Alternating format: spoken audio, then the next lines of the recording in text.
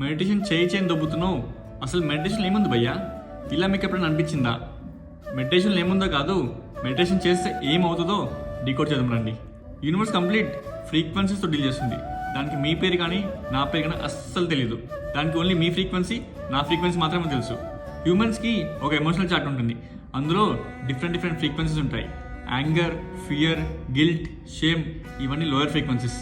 అదే acceptance, happiness, joy, peace, love ఇలాంటివన్నీ higher frequencies. మన ఫోన్కి ఎలా అయితే ఛార్జింగ్ పెట్టి దాన్ని లోవర్ ఛార్జింగ్ నుంచి హై ఛార్జింగ్ స్టేట్ తీసుకెళ్తామో అలానే మెడిటేషన్ చేస్తే మన మైండ్ లోవర్ ఫ్రీక్వెన్సీ స్టేట్ నుంచి హయ్యర్ ఫ్రీక్వెన్సీ స్టేట్స్కి వెళ్తుంది.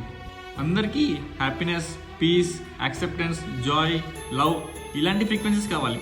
కానీ ఎవరికి మాత్రం మెడిటేషన్ మాత్రం అస్సలు వద్దు. మెడిటేషన్కి అస్సలు టైం లేదంటారు. కానీ మీ లైఫ్ని మీరు మార్చుకోవాలనుకుంటే మెడిటేషన్ స్టార్ట్ చేయాలి భయ్యా, లేట్ చేయకండి.